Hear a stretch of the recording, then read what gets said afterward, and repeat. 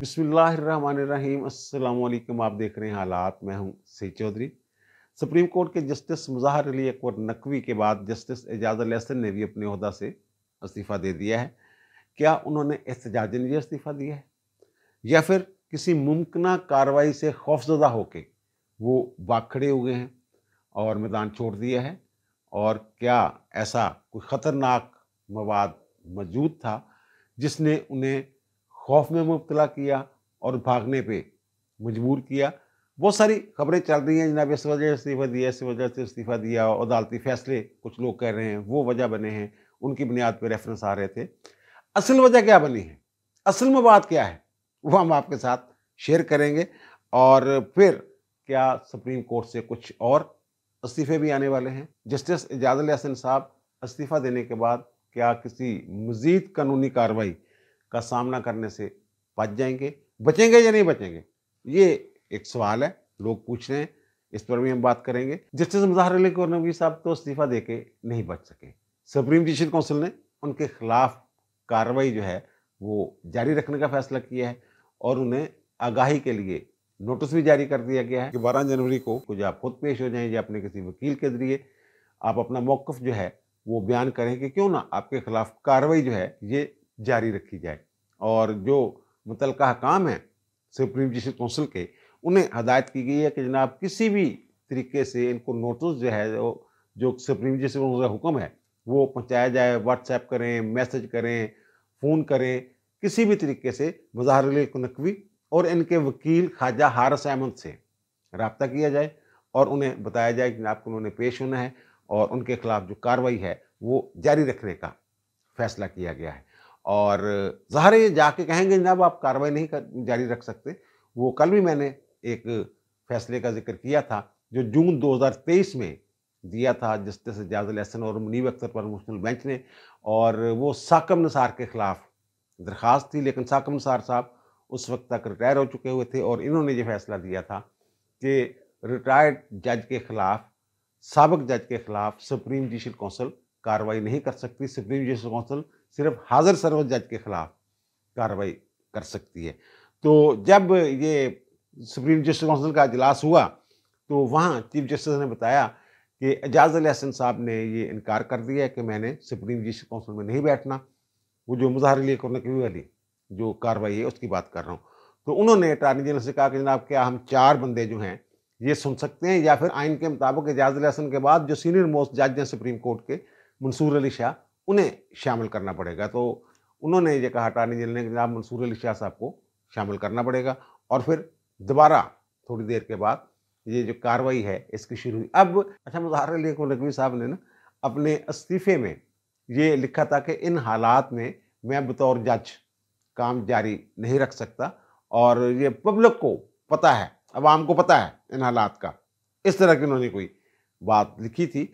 तो भाई साहब ये हालात जो हैं ये तो आपने खुद पैदा किए हैं। ये तो बंद कमरे में कार्रवाई हो रही थी सुप्रीम जुडिशल काउंसिल की।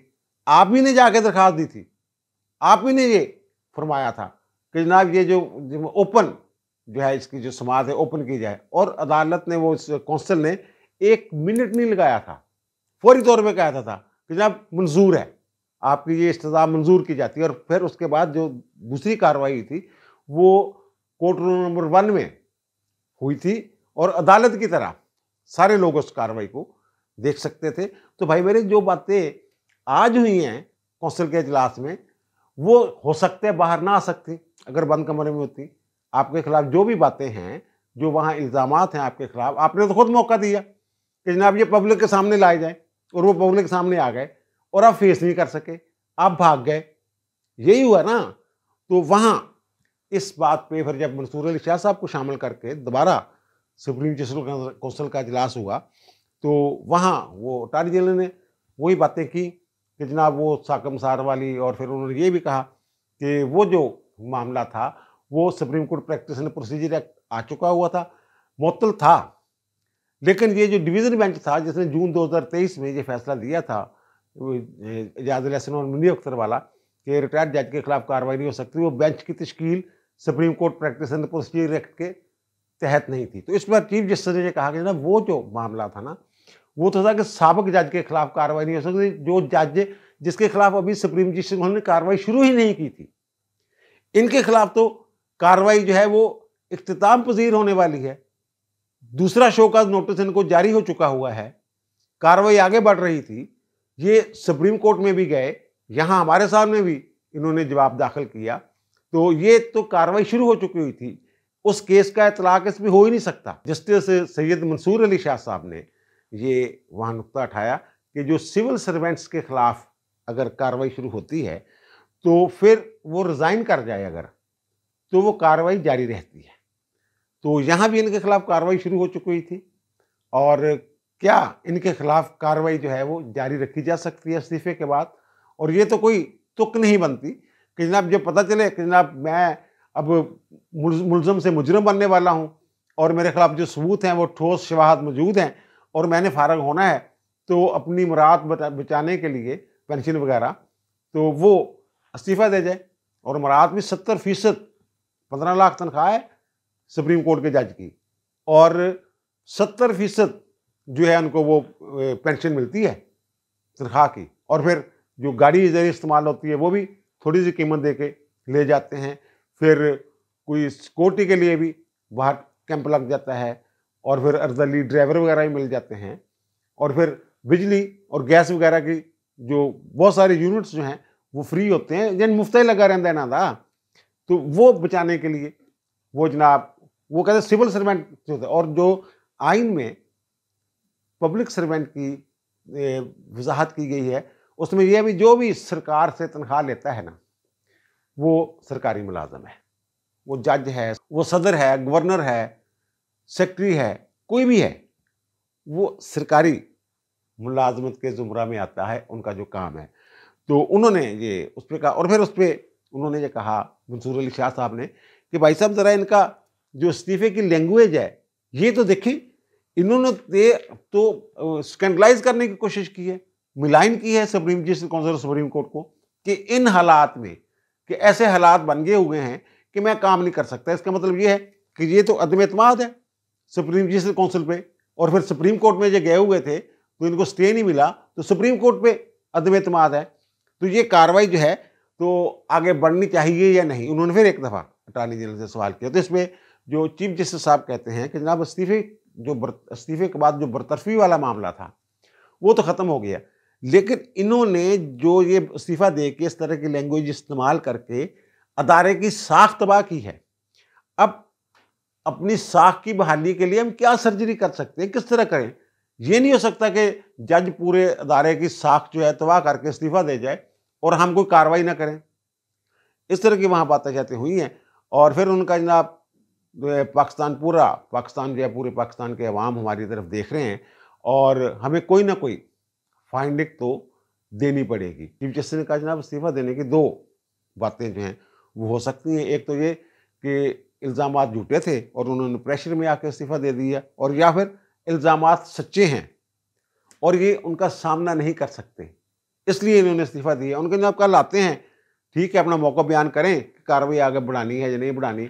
उसके खिलाफ अगर हम तो कार्रवाई आगे बढ़ाने की बातें कर रहे हैं, अगर वो कहते हैं कि जनाब नहीं बढ़ सकती आगे तो फिर आके बता दें। तो वरना फिर जो शिकायत की जिंदगान है उनको हमने सुनना शुरू कर देना है। यानी इसका मतलब ये है कि वो कोई फाइंडिंग देने वाले हैं जो सुप्रीम जस्टिस काउंसिल को इंदिया दिया है कि जब हम जो है ये फाइंडिंग देंगे कोई ना कोई। और फिर वो मैंने बताया था वो किसी को भी मामला भेज सकते हैं। और मंसूर अली शाह साहब जो जजमेंट दे चुके हैं, इख्तिलाफी नोट है अगरचे वो, लेकिन वो जजमेंट है कि जनाब जो जज जर्नैल वगैरह हैं इनके खिलाफ भी नैब जो है ये कार्रवाई कर सकता है। कल मैंने उस पर बात की थी, नैब ऑर्डिनेंस में जो तरमीम हुई थी उस केस में उन्होंने ये अपना इख्तिलाफी नोट दिया था। उन्होंने कहा जनाब इनके खिलाफ भी कार्रवाई होनी चाहिए। ये कोई तरीका नहीं है कि जनाब इस्तीफ़ा दें और सारा कुछ बचा दें अपना। जो इल्ज़ाम है, जो जुर्म है वो तो बरकरार है, इस्तीफ़ा देने के बावजूद कार्रवाई आगे बढ़नी चाहिए। अब वो सुप्रीम जुडिशल काउंसिल में बाकायदा शामिल हो गया सैयद मंसूर अली शाह साहब। पहले तो एजाज़ुल एहसन साहब के जाने की वजह से वो आके बैठे थे ना, अब एजाज़ुल एहसन साहब के इस्तीफ़ा के बाद वो बाकायदा सीनियरिटी के हिसाब से तीसरे नंबर पे आ गए हैं। और तीसरे नंबर पे आने के बाद वो सुप्रीम जुडिशल काउंसिल का आइन के तहत हिस्सा बन गए हैं। तो अब ज़ाहिर है जो उन्होंने अपने जजमेंट में एक नुक्ता नज़र दिया है वो यहाँ भी वो नुक्ता नज़र जो है वो देंगे। और फिर सैयद मंसूर अली शाह साहब को 9 माह और 10 दिन मज़ीद चीफ जज बनने का मौका मिल गया है। जस्टिस काजी फाइज ईसा ने 25 अक्टूबर 2024 को इसी साल अपने ओहदा से रिटायर होना है और उनके बाद 26 अक्टूबर 2024 को एजाज अली हसन साहब ने चीफ जस्टिस बनना था, लेकिन उन्हें मौका नहीं मिला, बुज़दिली दिखाई, भाग गए, या फिर मवाद ज़रा तकड़ा होएगा। और उन्होंने 4 अगस्त 2025 तक यानी 9 माह 10 दिन चीफ जस्टिस रहना था। और उसके बाद जस्टिस सैयद मंसूर अली शाह साहब ने 27 नवंबर 2027 तक चीफ जस्टिस रहना था। अब जो काजी साहब के रिटायरमेंट के बाद अगले चीफ जस्टिस जो है वो सैयद मंसूर अली शाह साहब होंगे, क्योंकि मार्च में जो सीनियर मोस्ट जज हैं सरदार तारक मसूद साहब काजी साहब के बाद, वो इसी साल रिटायर हो जाएंगे। और फिर जस्टिस सैयद मंसूर अली साहब सीनियर मोस्ट जज होंगे, दूसरा नंबर हो जाएगा उनका। और 25 अक्टूबर को काजी साहब की रिटायरमेंट के बाद वो अपने ओहदा का हल्फ उठाएंगे 26 अक्टूबर को, और वो 27 नवंबर 2027 तक चीफ जस्टिस रहेंगे। 3 साल 1 माह और 3 दिन तक वो चीफ जस्टिस पाकिस्तान रहेंगे। और ये देखें, ये मुकाफाती अमल है। इन्होंने लाहौर में कोई आईटी का काम शुरू किया था, अब लाहौर हाई कोर्ट के चीफ जस्टिस थे, तो इंफॉर्मेशन टेक्नोलॉजी, कंप्यूटराइजेशन और इस तरह के बड़े बड़े ना इन्होंने प्रोजेक्ट शुरू किए थे। तो ये वकला की ख्वाहिश थी कि ये कुछ देर और चीफ जस्टिस रहें लाहौर हाई कोर्ट के, लेकिन हम ख्याल जो जजेस हैं उनको बड़ी तकलीफ थी इनके चीफ जस्टिस रहने की, और ये वकला की करारदादों के बावजूद ले गए इनको बाहर ऊपर, नहीं ना आप ऊपर हैं, आपके ऊपर बड़ी ज़रूरत है। और वो जो यहाँ उन्होंने कुछ अर्सा गुजारना था बतौर चीफ जस्टिस ज़्यादा, उन्हें वहाँ 9 माह और 10 दिन ज़्यादा मिल गए हैं, बतौर चीफ जस्टिस काम करने का जो है वो मौका मिल गया हुआ है। अब आते हैं जनाब एजाज अली हसन साहब की तरफ। ये बातें हो रही है कि एजाज अली हसन साहब ने क्योंकि इख्तलाफ किया था कि जनाब मुज़ाहिर अली को के खिलाफ कार्रवाई न की जाए सुप्रीम जस्टिस काउंसिल में, तो फिर शायद उन्होंने एहतजाजन ये इस्तीफ़ा दे दिया है। ये एहतजाजन इस्तीफ़ा देने वालों में से नहीं है एजाज अली हसन साहब, ये बड़ी ढीठ हड्डी ने ये लोग जड़े ने, ये कोई वड्डा ही काम पिया होएगा तो इस्तीफ़ा देता होएगा, वरना वो अंदर बैठ के सुप्रीम जस्टिस काउंसिल के अंदर बैठ के इख्तलाफी नोट देते तो फिर वो ज़्यादा मौसर होना था ये इस्तीफ़ा। और इस्तीफ़े में ये बताया भी नहीं इन्होंने कि मैं क्यों इस्तीफ़ा दे रहा हूँ, कि जनाब मेरे लिए ये बड़े एजाज़ की बात है कि मैंने लाहौर हाई कोर्ट के जज के तौर पे काम किया और सुप्रीम कोर्ट के जज के तौर पे काम किया, और आइन के तहत जो आर्टिकल 206 है उसके तहत जनाब मैं इस्तीफ़ा दे रहा हूँ, मेरा इस्तीफ़ा कबूल कर लिया जाए। ये जस्टिस काजी फाइज ईसा, जस्टिस सैयद मंसूर अली शाह, जस्टिस जमाल खान मंदोखेल, याहिया अफरीदी, अमीनुद्दीन खान, ये सारे जज जो हम ख्याल बेंचों में बैठते थे लेकिन इख्तलाफी नोट देना पड़ता था, और इनके इख्तलाफी नोट्स जो होते थे उनको ज़्यादा पजीराई मिलती थी असल जज में, क्योंकि वो आइन और कानून के ज़्यादा करीब होते थे। तो ये भी इख्तलाफी नोट दे देते और लोगों को समझ आ जाते जनाब एजाज अली हसन साहब जो है बिल्कुल ठीक कह रहे हैं, और बाकी जज हैं वो जानबदारी बरत रहे हैं और मुज़ाहिर अली को नकवी टुंगन का प्रोग्राम बनाया है और जनाब उन्होंने टुंग रहे हैं। अच्छा, ये जो अब बातें हो रही है ना कि एजाज अली हसन साहब के ख़िलाफ़ शायद उन्होंने जो मुकदमात के फ़ैसले किए हुए हैं, हयात रेजेंसी वाला एक केस है जिसमें वो लीगल एडवाइज़र होते थे पहले, और फिर वो बतौर जज उन्होंने उसका फ़ैसला भी कर दिया, तो अभी तक शार्ट जजमेंट है, तफसीली फ़ैसला ही नहीं आया, अपील ही नहीं हो सकती, और वो टाइम बार्ड हो गया, जो भी इस तरह की बातें चाहते हैं। और फिर 63A उन्होंने जो आइन है उसको रीराइट किया, और फिर पनामा में जो फ़ैसला किया, इस तरह की बातें पनामा से जुड़ी हुई बातें हैं, लेकिन इन जजमेंट्स की बुनियाद पे मेरी इतला के मुताबिक कोई रेफरेंस जो है वो नहीं आ रहा था, रेफरेंस किसी और वजह से आ रहा था। और फिर ये मैं आपको याद करवा दूं कि 27 अक्टूबर को जब सुप्रीम जस्टिस काउंसिल की कार्रवाई होती है तो उसमें एक तो जो शिकायत थी मुज़ाहिर अली को नकवी के खिलाफ उसका उस पर गौर हुआ, और फिर कुछ शिकायत एजाज अली हसन साहब के भी खिलाफ थी। सुप्रीम जस्टिस काउंसिल ने प्रेस रिलीज भी जारी की थी और उसमें उन्होंने बताया था कि 29 शिकायत थी जिन पे गौर किया जाना था, और उनमें से 19 जो हैं वो बेबुनियाद करार देकर मुस्तरद कर दी गई। उनमें एजाज अली हसन साहब के खिलाफ भी एक शिकायत थी, वो शायद हयात रेजेंसी वाली शिकायत थी। तो फिर ये इनको उठा दिया गया था कि जनाब आपके खिलाफ है तो अब मंसूर अली शाह साहब को आने दें। तो वो जो सुप्रीम जस्टिस काउंसिल है उन्होंने एजाज अल हसन का साहब के खिलाफ जो शिकायत थी वो मुस्तरद कर दी थी और मुज़ाहिर अली अकबर नकवी साहब को नोटिस जारी कर दिए थे। वैसे भी आइनी और कानूनी तौर पर जजों के जो अहकामात होते हैं, जो फैसले होते हैं, उनको तहफ़्फ़ुज़ हासिल होता है। उन फैसलों के खिलाफ अपील तो हो सकती है, लेकिन उन फैसलों की बुनियाद पे जज के खिलाफ इंज़बाती कार्रवाई नहीं हो सकती। तो फिर वजह क्या होगी? अच्छा, 27 अक्टूबर 2023 को जब ये इनके खिलाफ रेफरेंस जो है वो ख़त्म किया गया, तो मैंने एक आला अदालती शख्सियत से बात की, मुझे मौका मिल गया, किसी जगह मुलाकात होगी, तो मैंने कहा जनाब ये एजाज़ अल हसन साहब को आपने छोड़ दिया है, आपकी अदालत ने, सुप्रीम कोर्ट ने, तो ये तो सैयद मंसूर अली शाह साहब को बहुत तंग करेंगे, क्योंकि उसके बाद जो supreme Court practice and procedure act के तहत जो कमेटी बननी है मुकदमात की समाअत वगैरह मुकर्रर करने के लिए और बेंच बनाने के लिए, उसमें तो इनकी अक्सरियत हो जानी है। ये एजाज अल हसन साहब काजी साहब चले जाएंगे और उसके बाद एजाज अल हसन चीफ जस्टिस होंगे, तो मुनीब अख्तर साहब जो हैं वो तीसरे सीनियर मोस्ट जज के तौर पे बैठेंगे और दरमियान में फंस जाएंगे मंसूर अली शाह साहब।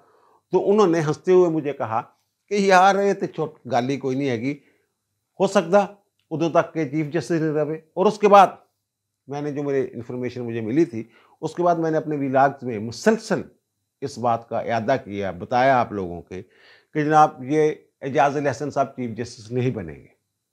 मेरे पास कुछ इन्फॉर्मेशन ऐसी आ गई थी कि जिसकी बुनियाद पे मुझे पूरा यकीन था कि एजाज अल हसन साहब चीफ जस्टिस नहीं बन सकेंगे। और फिर अभी आपकी याद दहानी के लिए मैं बता दूं कि अभी 7 जनवरी को 2-3 दिन पहले मैंने एक व्लॉग किया था कि उसमें थंबनेल आपको याद होगा कि बड़ी खबर काजी के बाद भी सुप्रीम कोर्ट नहीं बदलेगी। हकायक हैं और जो शहादतें हैं वो तो इस तरफ जा रही है कि मज़ाहर नकवी साहब का बचना जो है वो मुश्किल है। मज़ाहर नकवी साहब के बाद एक और अहम शख्सियत, अहम अदालती शख्सियत जो है, उनकी बारी है मेरी इत्तला के मुताबिक। उनके खिलाफ भी मवाद शवाद इकट्ठा किया जा रहा है और जो लोग परेशान हैं कि काजी साहब के बाद क्या बनेगा, उनकी परेशानी जो है वो ख़त्म होने वाली है। उसमें मैंने यही बताया था कि जनाब एजाज अल हसन साहब जो हैं वो तो चीफ जस्टिस नहीं बन सकेंगे और फिर सैयद मंसूर अली शाह साहब भी बनेंगे नहीं। उसमें मैंने यही बताया था कि जनाब एजाज अल हसन साहब तो चीफ जस्टिस बन नहीं सकते, इसलिए जस्टिस काजी फाइज ईसा की जो पॉलिसियाँ हैं, जो उन्होंने जिस तरह की सुप्रीम कोर्ट को बना दिया है, यही सुप्रीम कोर्ट जो है ये कंटिन्यू करेगी। और फिर बातें हो रही हैं जनाब कि 2 और इस्तीफे आ रहे हैं, कहा जा रहे हैं जनाब आयशा मलिक साहबा। अब 2 ही हम ख्याल रह गए हैं ना जज पीछे, बाकी तो सारे भाग भूग गए हैं। एक मुनीब अख्तर साहब हैं और एक आयशा मलिक साहबा हैं। तो वो मैंने पता चला किया कि उनके खिलाफ कोई कार्रवाई हो रही नहीं। वो ये नहीं मुझे पता कि खौफजदा होकर खुद ही भाग जाएं तो भाग जाएं, लेकिन उनके खिलाफ कोई कार्रवाई किसी जगह भी कार्रवाई की बातें नहीं हो रही उनके खिलाफ। वो कहते हैं कि ना मुनीब अख्तर साहब ने उस तरह की हरकतें नहीं की जिस तरह की ये बंदयाल साहब, साकम निसार साहब, गुलजार साहब और ये एजाज अल हसन साहब किया करते थे। वो कहते हैं वो फैसलों के ज़रिए उन्होंने जो किया है और फैसलों के की बुनियाद पे कार्रवाई नहीं हो सकती। तो इसलिए मेरा नहीं ख्याल कि वो मुनीब अख्तर और आयशा मलिक साहबा जो हैं उन पे कोई प्रेशर है। वो किसी और वजह से खुद ही खौफजदा होकर रिज़ाइन कर जाएँ तो कर जाएँ, उन पे इस तरह का कोई प्रेशर नहीं है। अब ये सोचने वाली बात है कि एजाज अल हसन साहब के खिलाफ क्या मवाद था कि उन्होंने इस्तीफ़ा दे दिया। भाई साहब, मवाद ये है कि ये बड़े उडार बने हुए थे, बड़ियां उडारियां मारते सी ये पनामा केस में। और ये कुदरत का कानून है कि जो ज़्यादा उडार होता है ना परिंदा, बड़ी दूर तक उडारी मारता, वो जल्द शिकार हो जाता है। और वो जो कार्रवाई करने वाले होते हैं ना, जो इनको हदायत देते हैं, वो इन पर ट्रस्ट नहीं करते। वो अपनी एक ड्यूटी कर रहे होते हैं, उनकी कोई यारी दोस्ती नहीं होती और वो मवाद उन लोगों के खिलाफ भी इकट्ठा करते रहते हैं जिनसे वो काम ले रहे होते हैं। और ये समझते हैं जनाब असली तो जनाब एक पेज किए गए IASI भी और बाजवा भी और इमरान खान भी और सुप्रीम कोर्ट भी। हुण सानू काहदा खाता अदालत में बैठ के कैसे पढ़ के मारा करते थे ये लोग, इंज पैर खड़काया उन्होंने कि मैं नस्से ने। अब वो जो मामलात हैं वो कुछ वीडियोज़ हैं और शायद ब्रिगेडियर सतह के कुछ लोग हैं जो मिले हैं, और एक वीडियो तो ऐसी है जिसमें जो मेरी इत्तला है कि जो इनके घर में बनी हुई है, घर में कोई मुलाकात होती है और उसमें साकम निसार साहब जो हैं वो भी मौजूद हैं, और वहाँ ये कुछ प्लानिंग करते हैं और प्लान बनाते हैं कि जनाब आप लोग ये करेंगे नवाज शरीफ के खिलाफ, पनामा की मैं बात कर रहा हूँ, तो फिर हम आगे से ये करेंगे, आप ये करें तो फिर हमें ये करने का मौका मिलेगा। ए नस्सन नहीं देना सी नवाज शरीफ को, देखना तुसी इत्थों घेरो, इत्थों घेर के ले आओ। साकब साहब उसमें मौजूद हैं, और दूसरी मुबैना तौर पे अरशद मलिक साहब ने अपनी वीडियो में वो एजाज लहसन साहब का नाम भी लिया हुआ है कि वो जनाब मेरे ऊपर प्रेशर डाला करते थे। अब एक वीडियो और है, वो भी इसी नौयत की वीडियो है, और वो पनामा ही के दौर की वीडियो है जब ये निगरान जज थे, उसमें भी ये कुछ जीआईटी को हदायत जारी कर रहे हैं, जनाब जीआईटी वाले ये करेंगे और वो करेंगे, और फिर जो प्रोसिक्यूशन थी उस वक्त नैब की, तो उनको भी ये कुछ डरा धमका रहे हैं कि ये कर लो तो ये हो जाएगा, ये ना किया तो मैं ये कर दूंगा, मैं निगरान जज हूँ। अदालतों में प्रेशर तो था, नैब के मुतल्लिका अफसरों को प्रेशराइज कर रहे थे, जीआईटी को पूरी स्कीम स्केच बना के दिया कि आप लोगों ने क्या करना है, कहाँ कहाँ से आपने चीज़ें जो है वो उठानी है, और कहाँ कहाँ से जो रिकॉर्ड है वो कहते हैं आप बस ये ले आए, तस्दीक की ज़रूरत नहीं, ये रिकॉर्ड हमारे सामने रख दें, गैर मुसद्दका हो बेशक। इस तरह की बातें की हुई जो मुबैना वीडियोज़ हैं।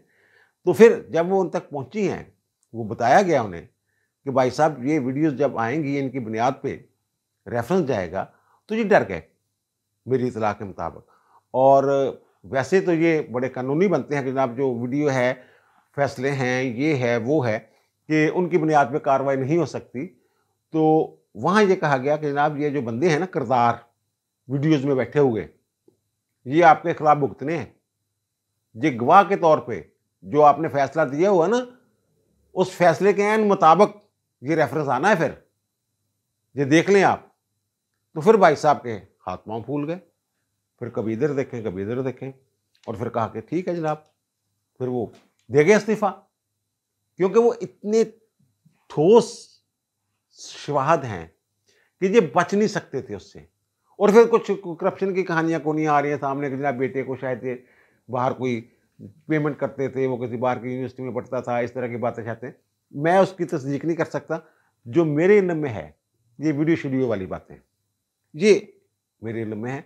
और फिर आपको पता ही है यार, वो मैंने पहले भी बताया हुआ था, जब ये निगरान जज बने हुए थे तो उस वक्त इन्होंने 5 रुकनी बेंच था जो खुस्से वाला, पिछली दफ़ा मैं लतीफ़ खुस्सा ही कह गया था, और आसफ सईद खुस्सा वाला जो बेंच था जिसने पनामा में सज़ा सुनाई थी, पनामा में से कामा निकाल के, तो उन्होंने जो हुक्म दिया था कि हदैबिया पेपर मिल है ना, उसकी जो हाई कोर्ट ने वो ख़त्म कर दिया था रेफरेंस शरीफ फैमिली के ख़िलाफ़।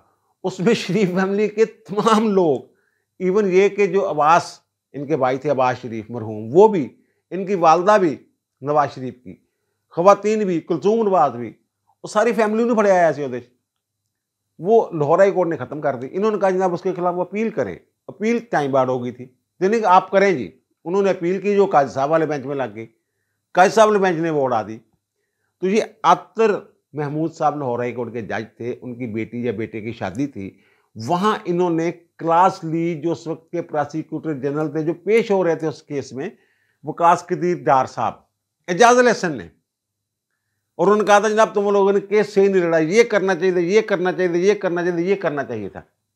वो ये करना वो करना जो बातें करनी, इन्होंने वो उन लोगों के साथ भी की हुई थी, जो जीआईटी और वो जो हसास अदारे जो लगे हुए थे इनके पीछे यार के इनको चेंज कर देना है, नवाज शरीफ को और इमरान खान को लाना है, वो उधर भी काम डाल रहे थे और इधर भी सबूत इकट्ठे कर रहे थे कि कल को काम आएंगे।